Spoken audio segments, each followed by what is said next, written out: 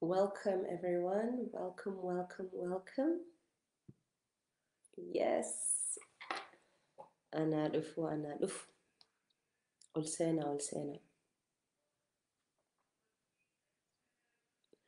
أمتك هي أكم جرتني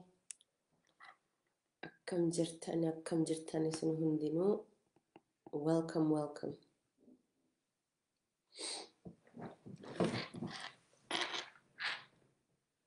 أكما dhageettan sila kaleessa modeen gadda dhageenne anillee dhageennan sila oduu kanaaf eegaa ture bara. Oduu kan eegaa ture kana akkuma dhageenne amma OMN Oromiyaa Media Networking laayisensii cufanii akka biyya keessa tahuu dhoorkanii ammallee afaan kenna qabanii sagalee kenna akka hin dhageeffamne godhanii kana jechuun dukkana keessatti nama fixu jechuudha yaa ummata kiyya. OMN ifaa kenna dhaamsan yookiin dhaamsu tattaafatan malee yoomillee nun dhaamsu yaa ummata kiyya. Oromoo dhaamsuu hin dandahani. Never ever. Hawwii isaanii dukkana keessatti nu fixuudhaaf.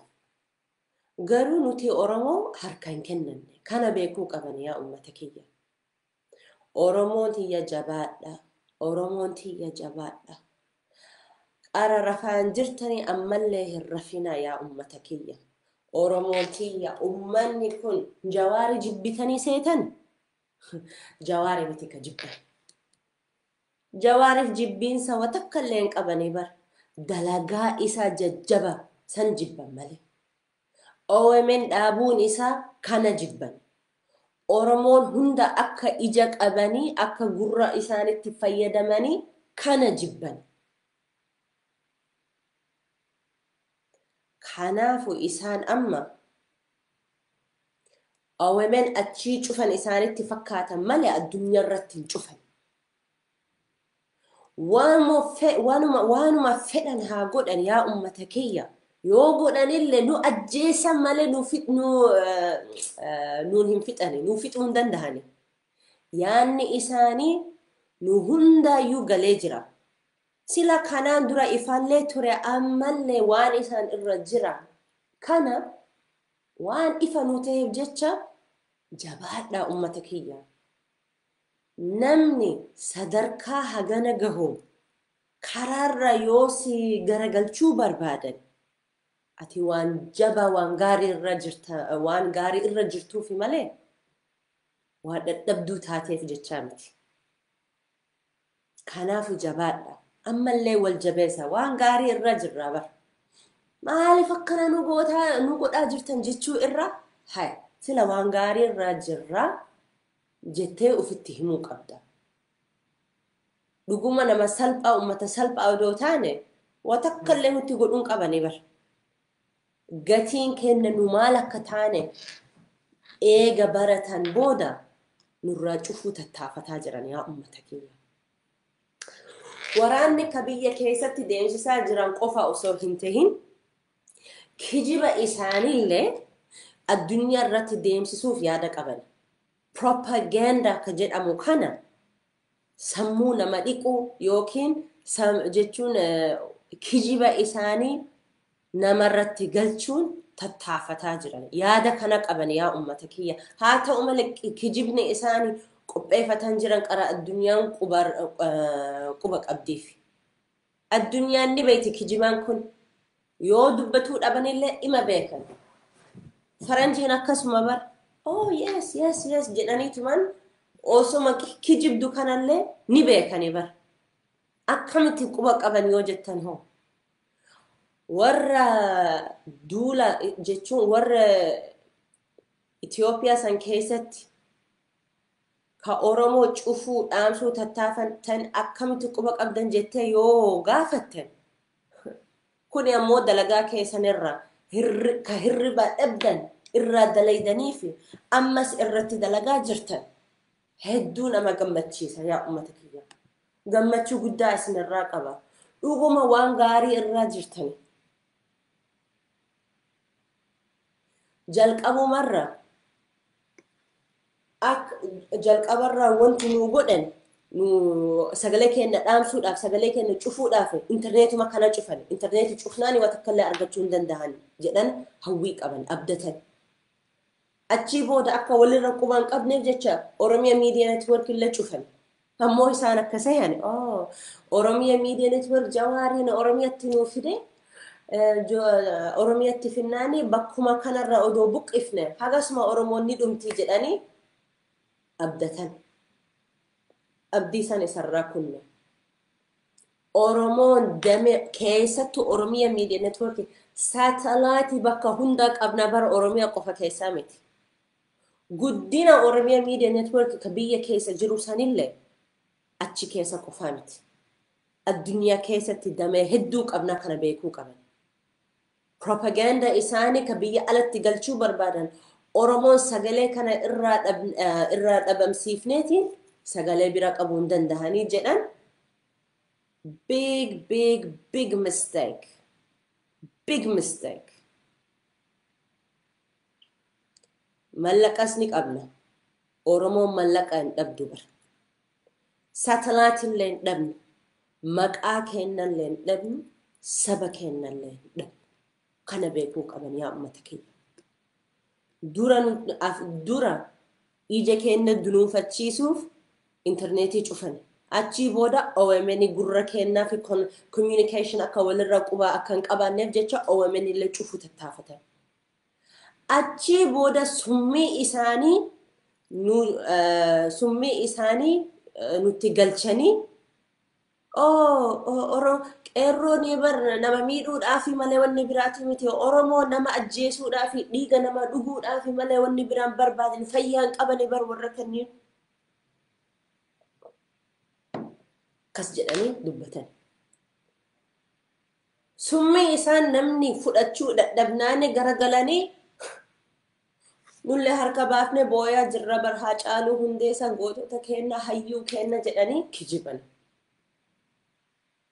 Ufuma isaanii ajjeesanii achii booda taaziyaa kenna yookiin mana booyaa kennatti dhufanii bohani. Odoon qaanfatin, odoon saalfatin. Kanaaf uummata kiyya wanti nu beekuu qabnu waraanni isaanii ka amma tumsuu barbaadan biyya qofa keessaa miti. Biyya alaa kanallee tattaafachaa jiran. Nu gowwoomsuu barbaadan ammallee yaa ummata kiyya hin rafina. Jalaan cal'isina hin rafina. Isaan akka barbaadan biyyuma keessa qofa laalaatiin biyya qofa keessa laalaatiin watakkallee akka godhuu hin dandeenye ni beekani. Suni dubbii tokkooti ammoo gaafa ati biyya keessa laalaatiin way biyya kiyya yeroo jettu gara biraatiin waraana biraa eegalan. Waraanni sun immoo manuma keessan keessatti bakkuma isin jiraattan san miidiyaa biyya isin keessa jiraattan gubbarra kijiba isaanii dabarsuudhaaf yaa ummata kiyya. Ammoo ni beena. Deebisuullee odoo hin ta'in nullee qophiidha. Propaganda, brainwashing, kana hunda isaanii biyya alatti dubbachuu isaanii nullee humna qabna. Kanaaf ummata kiyya Oromiyaa Miidiyaa Neetwoork ka qabnu kuni qofa osoo hedduu qabna bara Oromiyaa Miidiyaa Neetwoork odoo hin ta'in Oromoo Neetwoork kan miidiyaa dabarsu hedduudha bara. Kama isaan jibban immoo ka OMN kanaati. Haa jibban.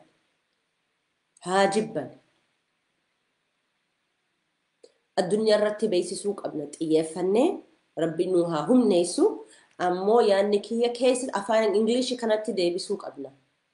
Oromiyaa Miidiyaa Neetwoork karaa damee tokkoon Oromoo hundaa wal beeksisee wal barsiisee Oromoon akka fuula tokko tahanii qopheessanii.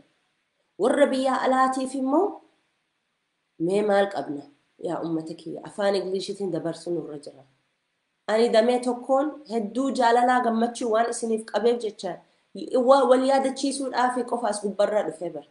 Waan an haasa'uu kana wanni haarawaa keessa takka illee hin jiru isin ni beektan. kanaan durallee dhageessaa turtan keessattuu wal yaadachiisaa turtan nu ka godhuu qabnu warra biyya alaa kanatti himuu qabna nu ufii kenna waggaa tokko ji'a meeqa dura abiyyi ka jaalatu kee oromoon nu hundi keessa ka abiyyi jaalatu hedduu ture addunyaa keessallee akkasuma ammaan tana abiyyuma jaalatani nu isa jibbuu kana yaanni keenya jijjiiramu kana sababa kana ummataaf ibsuu qabna seegalee warra biyya alaa keessa jiru amma mee fakkeenyumaaf isiniif ibsa yaa ummata kee wanti nu beekuu qabnu abiyyi haafeena yoo jibbines addunyaan akka jedha namichi kun badhaasa nagaa argate badhaasa nagaa argannaan isuma biyya nageenni bulchuu danda'a malee namni biraa miti jedhanii mataa of keessa qabanii jiran seegalee nulle bakkuma isaan jiran sanitti yaada sanii isaan cina dhaabanne jechuu qabna dubbiin nu galee jira inni badhaasa nagaa argate nulle isa cina dhaabanne amma dhugumaan odoo nagaan nama waliin jiraatu barbaade maaliif sila haga ammaati filmaanni hin goone sababa coronavirus jedhee kana sababaa miti jennee ibsuu qabna addunyaa hundatti ka Amerikaan amma ka'anii filmaata godhu edan eenyu Itoophiyaan akkamitti dadhabdee jirti keessattuu filmaanni hanga paartiin hundi xarbeezaatti dhufanii wal cina taa'anii dorgomanii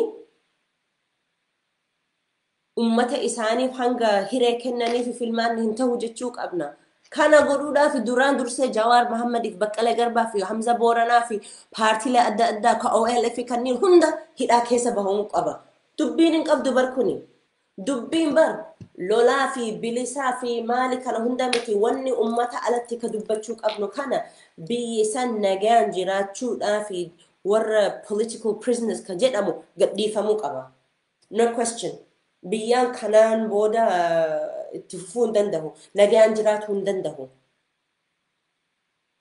warra Itoophiyaa keessa jaama miidiyaa gubbarra bahanii nu maqaa isa Zidaagi maali Abrahaa sun miidiyaa gubbarra fidaa nuti maaluma godhuu dandeenya ree coronavirusin qabatee nu himiti ka guyyaa filmaata ka filannu warra election board warra filannoo filmaataati godha malee nu himiti jechaa jira gowwaa nama sehe namichi journalist gaafii isa gaafatu inni akka kijiba jirullee beekaa ture bar kabajaa isaatiif jecha hin dubbanne malee ima beeke nullee ni beeyna kanaan dura abiyyi akkuma barbaade warra election board sanaaddee birtiqaan sanitti haasee dubbatee whatever he wanted ima godhuu danda'a beekaan godhuun barbaanne malee so namichi kun eega biyya nagaan jiraachisuu hin dandeenye mandeetii isaa hujiin isaa waan isarraa gaafanne san eega godhuu hin dandeenye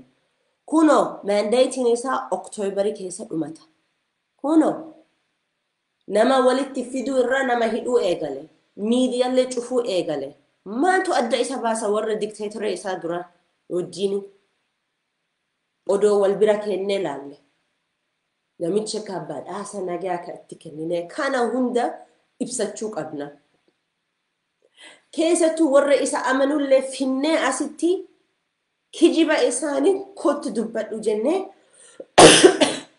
garsiisuu qabna nama keennas nama Oromoo hayyoota keennas finnee wal cina bira kennes dubbadhu jennaan maaliif kijiba isaanii kophaa isaanii dhaabatanii waan barbaadan dubbatan ammoo Oromoon ka barumsa qabu ka waan cufa beeku yeroo isaan biratti fidan jedhanii dubbii biraa kakaasuu tattaafatan kijiba isaanii ifaatti bahaa jechuudha ifaatti baafna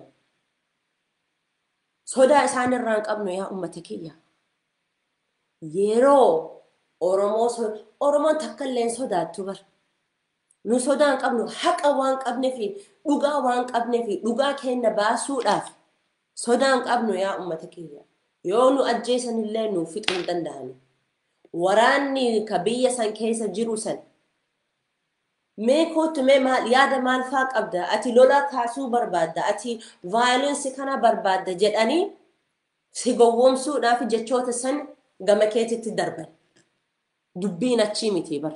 Dubbiin asuma biyya ambaa keessa daayispoora keessa as jira bar dubbiin. Waraanni Washington DC keessatti guddaa jira. Achitti warra isaanii kan rakkisaa jiran. Nuyi ka biyya nu jirru kana keessatti dhiibbaa ajaa'ibaa godhuu qabna. Warra faranjiin kana ka abiyyi deeggaru barsiisuu qabna. Itti aaruu miti. Akkuma nu isa jaalannee dura sanillee yaadachuu qabna bar. Nu akka isa jaalanne san isaan ammallee isuma jaalatan. Waan hin beekneef jecha, waan hin ibsineef jecha.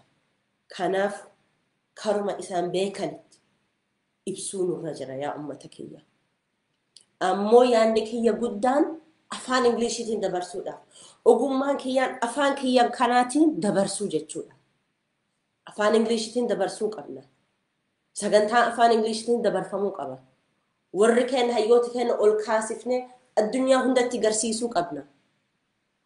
Warra biyya alaa jiru artikilii yeroo barreessuu barbaadani, gaazexaa isaanii yeroo barreessuu barbaadani, research godhuu qabani, qorachuu qabani sigalee qoratanii ilaalanii mee ummati Oromoo kana maal jechaa jiran jedhanii yeroo qoratani. Dubbiin afaan Oromoo qofa yoo qabaanne bu'aan maal qabdi yaa Oromoo kiyya yoo wal barsiisu yoo wal garsiisuudhaaf malee. So namni ka viidiyoo kana laalaa jiru keessattuu ijoollee keessan ka afaan biraa dandahani ka afaan Ingilishii dandahani walitti koottaa wal haa gargaarru wal haa dabarsinu dhaamsa isaanii ka harkaa qaban san jala balleessuudhaaf afaanuma keenya kanaatiin haa fayyadamnu. Dhaamsi kiyya kanuma yaa ijoolleen tiyya yaa Oromoo tiyya. I know Oromoon yoo wal jaalatan yoo wal jibbanis wanti addinu baasu takka illee jiru barnuti Oromoodha.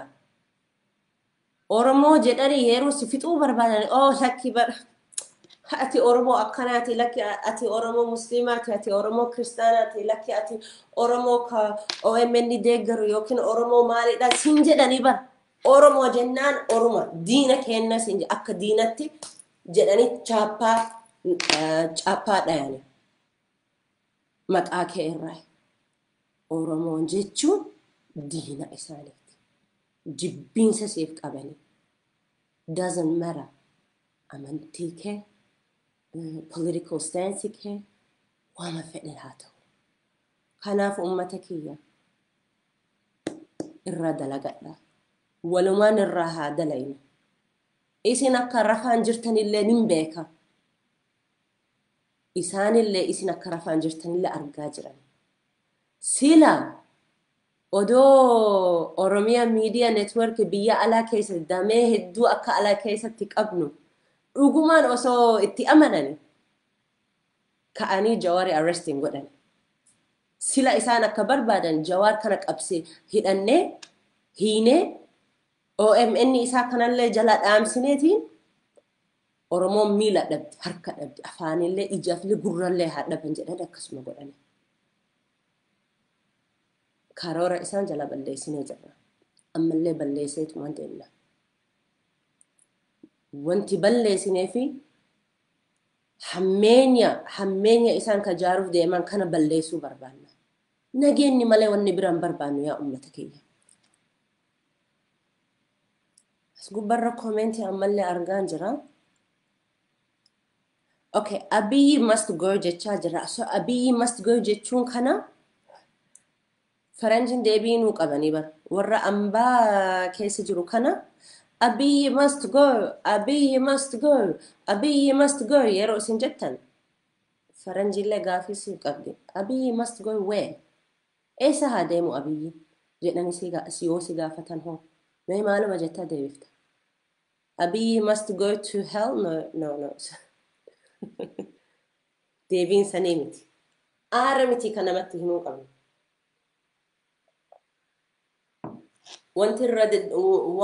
Wanni biyya sanirra jiru sanirra aara qabaachuun gaariidha ammoo namatti aaruunis hin ta'u yaa ummata kiyya.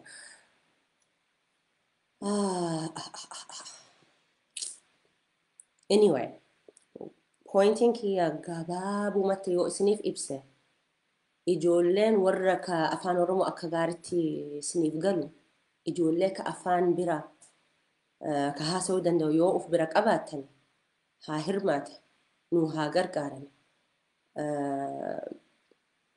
Ogummaa kana journalism kana yoo qabaatan article haa barreessan, newspaper gubbarra haa bahani, Oromia Media Network gubbarra haa argaman.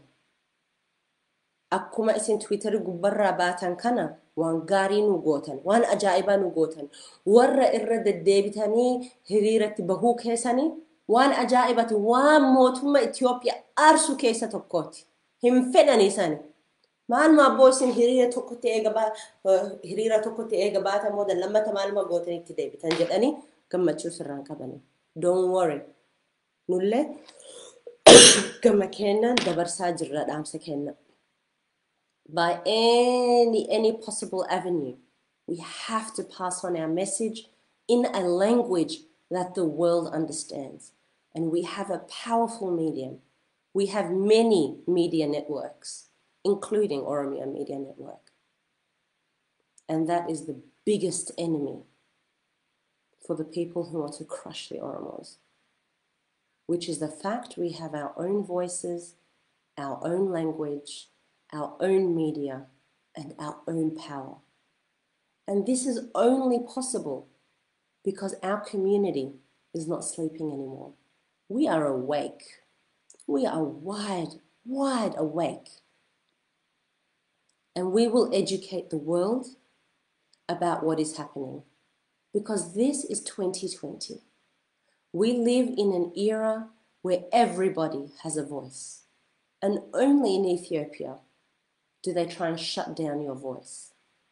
Yes, even if you're the Nobel Peace Prize winner.